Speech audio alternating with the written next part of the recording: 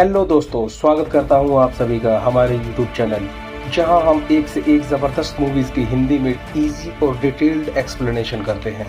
और दोस्तों, आज की मूवी भी कुछ कम नहीं।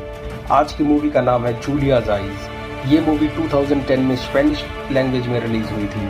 दोस्तों, ये एक ज़बरदस्त सस्पेंस थ्रिलर मूवी है और ये एक ऐसी औरत की कहानी है जो अपनी जुड़वा बहन की रहस्यमयी मौत की जाँच करते करते धीरे धीरे अपनी ही आंखों की रोशनी खोती जा रही है। ये मूवी आपको जबरदस्त edge of the seat experience देगी। तो चलिए दोस्तों, मूवी की स्टोरी स्टार्ट करते हैं। दोस्तों, मूवी की शुरुआत होती है सारा की मौत से।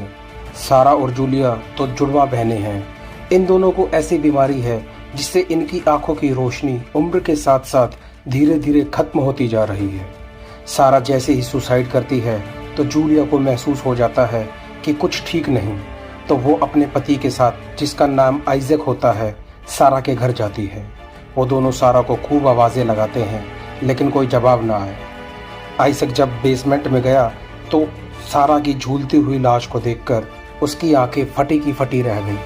पुलिस को बुलाया जाता है और फोरेंसिक्स की रिपोर्ट बताती है कि सारा ने सुसाइड किया है।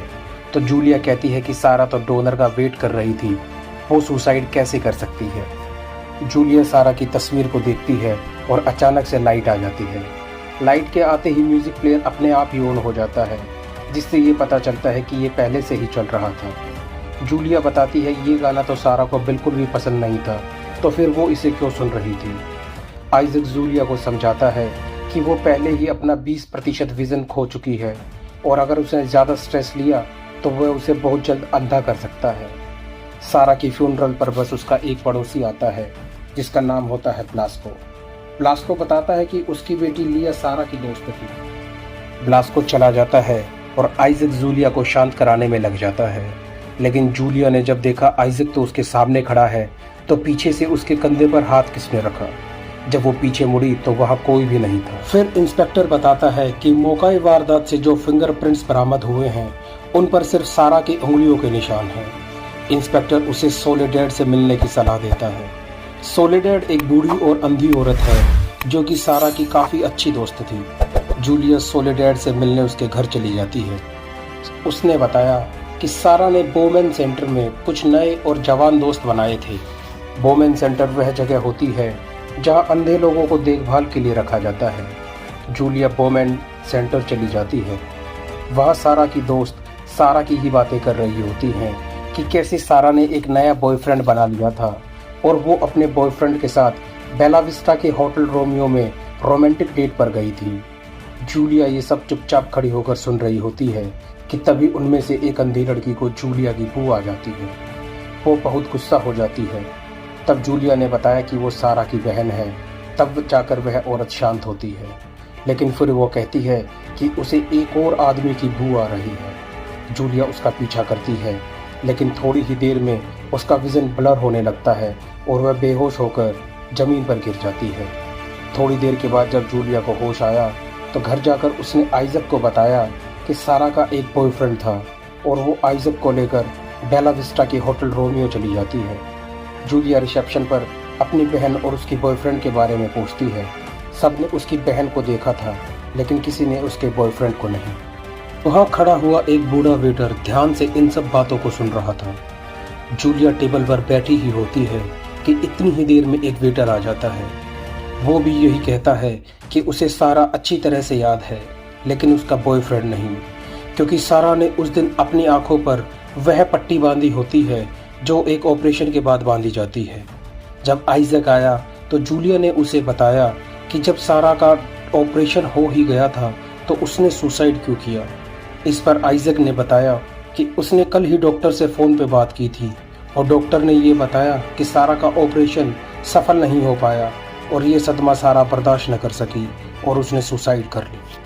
थोड़ी देर बाद वहाँ वो बूढ़ा आया जो जूलिया की बातें सुन रहा था। उसका नाम क्रेस्पूलो था। उसने बताया कि उसके पास सारा की एक चाबी है जो सारा के रूम की सफाई करते वक्त उसे मिली थी। जूलिया ने उससे सारा के बॉयफ्रेंड के बारे में पूछा तो क्रेस्पूलो ने बताया कि वो एक इनविजिबल मैन है, एक छाया है जिसको आज तक किसी ने नहीं देखा। हाँ, लेकिन जहाँ उसने अपनी कार की पार्किंग की थी वहाँ एक सीसीटीवी कैमरा है जूलिया सीसीटीवी रिकॉर्डिंग देखने के लिए जाती है। इतने में वहां अगर कोई कैमरे के तार काट देता है और अंधेरे में छिपकर सारे रिकॉर्डिंग्स को वहां से चुरा कर ले जाता है। क्रेस्पुलो अपने घर पर मजे से नहा रहा होता है कि इतनी देर में ही वो कातिल आकर क्रेस्पुलो को मौत के घाट उतार देता है। पुलिस वहां आकर सबूत ढूंढने की कोशिश करती है लेकिन कुछ न मिल पाया। इतने में जूलिया बेहोश हो जाती है। हॉस्पिटल में डॉक्टर ने बताया कि जूलिया के पास अब मुश्किल से 1 महीना ही बचा है। उसके बाद वो अपनी आंखों की रोशनी पूरी तरह से खो देगी।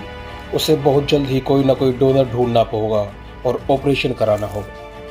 इंस्पेक्टर जूलिया से उसके पति आइजक के बारे में बात करता है कि तभी उसका असिस्टेंट बताता है कि सारा के घर की लाइट जलती हुई देखी गई।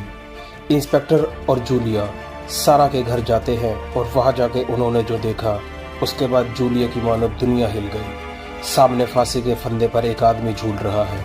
ये और कोई नहीं बल्कि उसका पति आइजक है। जूलिया को इतना गहरा सदमा लगा कि उसकी आंखों की बची कुची रोशनी अब हमेशा के लिए चली गई। जूलिया को अगले दिन हॉस्पिटल में होश आया।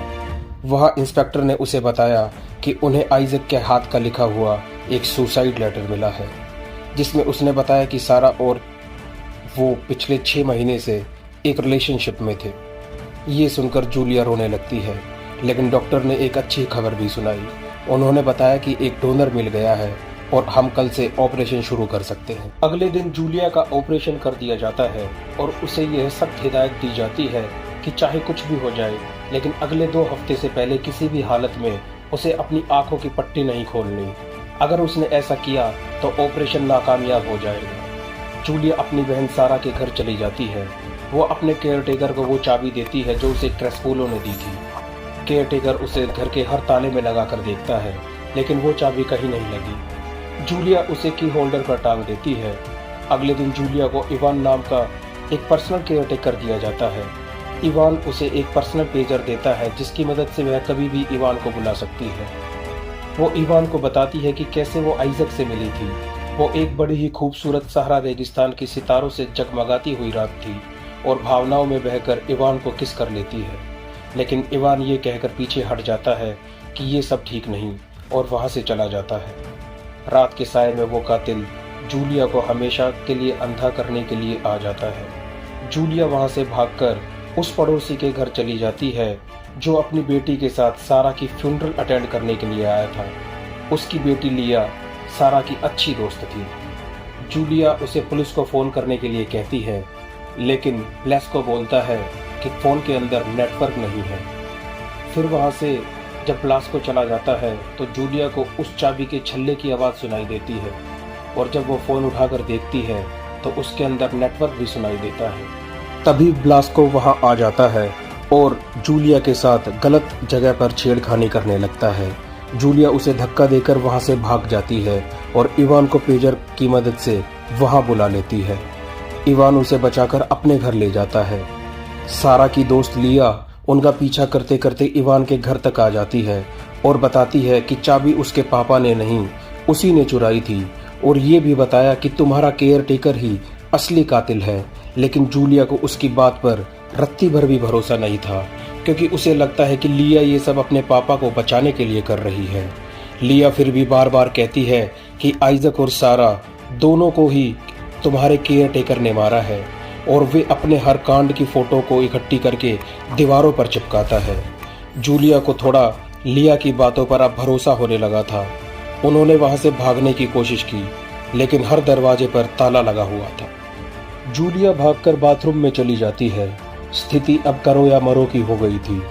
गेट के उस पार असली कातिल था, लेकिन ये बात जूलिया को कंफर्म करनी थी कि वो असली कातिल है या नहीं। इसलिए इस बात का रिस्क होने के बावजूद कि उसकी आंखों की रोशनी हमेशा के लिए चली जाएगी, उसने अपनी आंखों से पट्टी हटाने का फैसला किया। लेकिन लकीली उसकी आंखों की रोशनी वापस आ जाती है। बाहर निकलकर जो उसने देखा उसका दिल सहम गया। दीवार पर उसके कांडों की सैकड़ों तस्वीरें थी और उसने बेचारी बच्ची लिया को भी बेरहमी से मार डाला। इतनी ही देर में इवान चाकू लेकर सामने से आ जाता है। जूलिया ने ऐसा नाटक किया कि उसकी पट्टी गलती से खुल गई और अब वो कुछ भी नहीं देख सकती। लेकिन इवान को इस बात का शक हो जाता है और वो चाकू को जूलिया की आंख के एकदम पास ले जाता है। लेकिन जूलिया ने बड़ी हिम्मत से काम लिया और पलकें नहीं झपकाई। कातिल को अभी भी कुछ गड़बड़ लगती है और वो जूलिया की चाय में जहर मिलाकर उसे जूलिया को पीने के लिए दे देता है। जूलिया ये सब देख रही थी क्योंकि उसकी आंखों की रोशनी अब वापस आ चुकी थी। उसने बड़ी चालाकी से उस कातिल को अपनी चाय में चीनी डालने के लिए बोला। जितनी देर में वो चीनी लेके आया, जूलिया ने कपों की अल्टी पल्टी मार दी, लेकिन वो बहुत शातिर था। अपने कप में चाय को हिलता हुआ देखकर वो समझ गया कि कुछ तो गड़बड़ है। इसलिए वो जूलिया को रसोई में ले जाकर फ्रीजर खोलने के लिए बोलता है। जूलिया ने जैसे ही फ्रीजर खोला, उसमें इवान की लाश निकली। जूलिया उसे देखकर बहुत अधिक घबरा गई और बहुत जोर से चिल्लाई। अब उस कातिल को यह कंफर्म हो गया था कि जूलिया देख सकती है। जूलिया वहां से भागने की कोशिश करती है, लेकिन कातिल ने उसे पकड़ लिया। कातिल जूलिया को जान से नहीं मारता, बल्कि उसकी आंखों पर एक दवाई लगाकर पट्टी बांध देता है, जिससे वो हमेशा के लिए धीरे धीरे करके अंधी हो जाएगी। ये सब करने के बाद वो जूलिया को हमेशा के लिए वहां से बहुत दूर ले जाने लगता है कि तभी जूलिया वहां से भागकर सोलेडैड के घर चली जाती है। सोलेडैड पुलिस को फोन कर ही रही थी कि कातिल ने बताया कि वो सोलेडैड का बेटा है। सोलेडैड का वो बेटा जो सोलेडैड को बचपन में ही अंधा करके घर छोड़ कर भाग जाता है। बेटे के मुंह में पड़कर सोलेडैड पुलिस को फोन नहीं करती, उल्टा जूलिया के सिर पर वार कर देती है और जूलिया बेहोश होकर नीचे गिर पड़ती है। उधर कातिल देखता है कि वहां ताश के पत्तों के नजदीक एक मोमबत्ती रखी हुई थी। वो एक किताब और चश्मे को भी देखता है, जिससे उसे यह कंफर्म हो जाता है कि उसकी माँ अब देख सकती है।